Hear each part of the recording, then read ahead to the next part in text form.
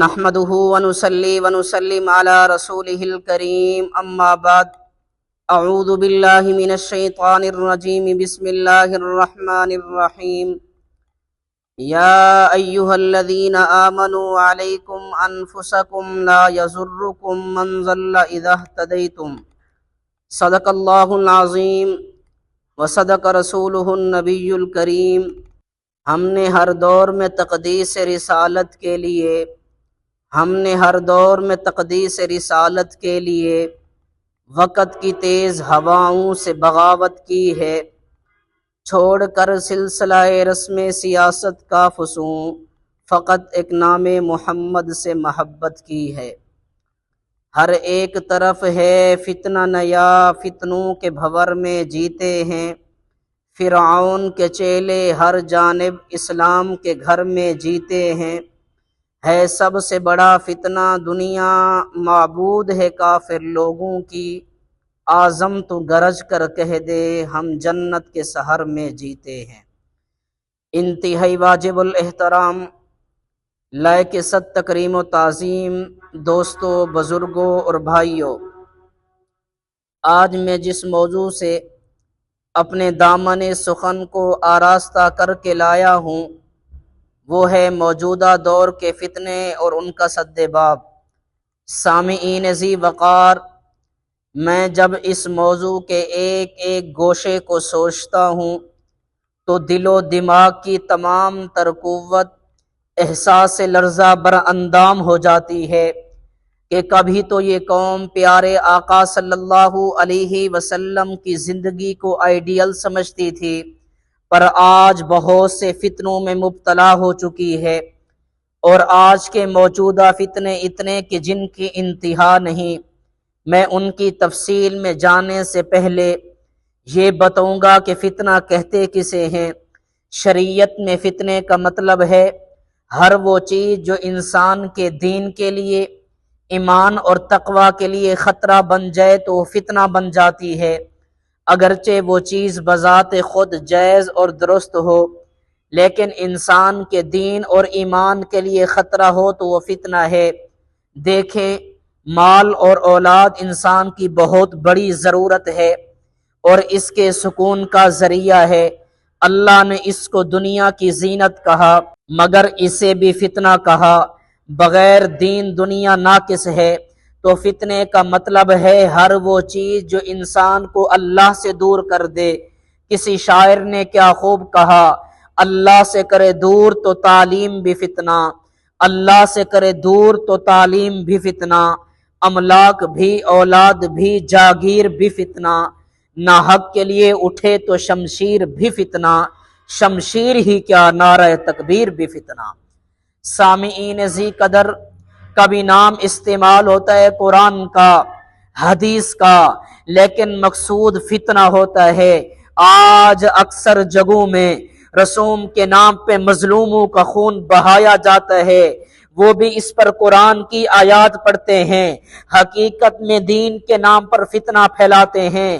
آج کے اس دور میں جس میں میں اور آپ جی رہے ہیں، یہ فتنوں کا دور ہے، اور یہ بات میں نہیں، پیارے آقا فرما رہے ہیں کہ ان قریب اندھیری رات کی تاریکیوں کی طرح فتنے ہوں گے، اور آقا فرماتے ہیں کہ اتنا بڑا بڑا فتنہ ہوگا کہ صبح کو آدمی مومن ہوگا تو شام کو کافر ہو جائے گا۔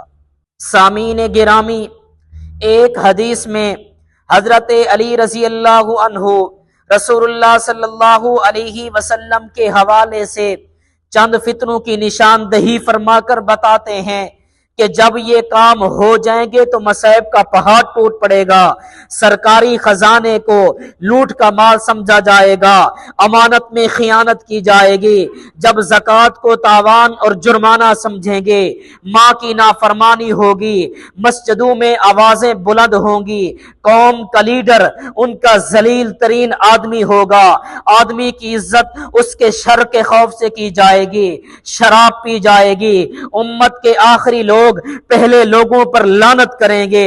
عورت اس زمانے کا سب سے بڑا فتنہ ہے۔ سڑکوں پر چلنا، بازاروں میں جانا، انسان کو اپنی نگاہ بچانا مشکل ہو گیا ہے۔ دوسری حدیث میں عورت کو دنیا کی بہترین متاع بتایا ہے۔ پتہ چلا اگر یہ عورت نیک ہو، دیندار ہو، متقی ہو، با کردار ہو، با حیا ہو تو دنیا کی سب سے قیمتی دولت ہے۔ اگر یہ عورت حدوں سے نکل جائے، بے شرم، بے حیا، بے غیرت بن جائے، بے پردہ ہو جائے تو شیطان کا سب سے بڑا آلہ ہے۔ آج ہمارے گھروں میں عورت کا لباس دیکھے تو شرم آتی ہے، مگر شرم بھی دھیرے دھیرے رخصت ہو رہی ہے۔ بقول کسی کے شرم تم کو مگر نہیں آتی۔ سامعین محترم، آقا علیہ الصلوۃ والسلام نے فرمایا دو قسم کے آدمی جہنم میں جائیں گے۔ ان میں ایک قسم کی وہ عورتیں ہوں گی جو کپڑے پہننے کے باوجود ننگی ہوں گی۔ کتنی بہترین تعبیر آقا علیہ الصلوۃ والسلام نے ارشاد فرمائی، کاسیاتی عاریاتی، کہ کپڑے پہنے ہوئے ننگی ہوں گی۔ کپڑا اتنا ٹائٹ اور ٹرانسپیرنٹ ہوگا کہ کپڑے سے عورت کا بدن دکھے گا۔ عورت کی بے پردگی بہت بڑا فتنہ ہے۔ عورت کی زبان درازی بہت بڑا فتنہ ہے۔ اور عورت کا تیسرا فتنہ، پیارے آقا علیہ الصلوۃ والسلام فرماتے ہیں کہ یہ ناشکری بہت کرتی ہے۔ گانے بجانے والی عورتیں رکھی جائیں گی، موسیقی کے آلات رکھے جائیں گے۔ پتہ چلا موبائل، ٹی وی، کیبل بہت بڑا فتنہ ہے۔ میں پوری ذمہ داری سے کہتا ہوں کہ جس گھر میں ٹی وی اور کیبل ہو اس میں سارے آنے والے بے حیائی کے گیم شو کے پروگرام بھی دیکھیں اور پھر یہ سوچیں کہ ہمارے بچوں کا ایمان محفوظ رہ جائے، بہت مشکل ہے۔ حضرات محترم، ایک بہت بڑا فتنہ مال کا فتنہ ہے۔ مال کمانے کے اعتبار سے فتنہ ہے کہ حلال حرام کی تمیز نہیں ہوتی، اور خرچ کرنے کے اعتبار سے بھی فتنہ ہے، پتہ نہیں ہوتا کہاں خرچ کرنا ہے۔ اور میاں سب کا حساب ہوگا۔ اللہ کے نبی صلی اللہ علیہ وسلم نے فرمایا کہ میری امت کا فتنہ مال ہے، اور آپ لوگ سنتے رہتے ہیں لوگ مرتد ہو رہے ہیں غریبی کی وجہ سے۔ یہ میرے اور آپ کے منہ پر تھپڑ ہے۔ ہسپتالوں میں علاج کے لیے ترس رہے ہیں۔ ایک اور فتنہ عیسائیوں کا فتنہ ہے، مشن ہسپتال بنا کے مسلمانوں کا علاج کر کے ان کو عیسائی بنا رہے ہیں۔ کتنے سکول بناتے ہیں، بچوں کو تعلیم کے بہانے عیسائی بنا رہے ہیں۔ یہودیت الگ فتنہ ہے، قادیانیت الگ فتنہ ہے۔ سامعین ذی قدر، ان فتنوں سے بچنے کے لیے چند چیزیں ہمیں اپنانی ہوگی۔ اللہ تعالیٰ نے سورۃ حدید میں فرمایا، یا ایھا الذین آمنوا اتقوا اللہ وآمنوا برسولہ، پہلا کام اللہ سے ڈرو، دوسرا کام رسول پہ ایمان لے آؤ۔ یؤتکم کفلین من رحمتہ ویجعل لکم نورا تمشون بہ، تو اللہ تعالیٰ ڈبل ثواب دے گا، ڈبل رحمت دے گا، روشنی دے گا۔ اور تیسرا کام اللہ سے رجوع کرو، استغفار کرو۔ اور چوتھا کام ان فتنوں میں اپنے دین پر جمے رہو۔ آقا علیہ الصلوۃ والسلام نے فرمایا کہ دین پر چلنا ہتھیلی پر انگارے لینے کے برابر ہوگا۔ دین پر ویسے جمے رہیں جیسے امام احمد بن حنبل جمے رہے۔ اور آخری کام اپنے علماء سے جڑیں تو ان فتنوں کا سد باب آسان ہوگا۔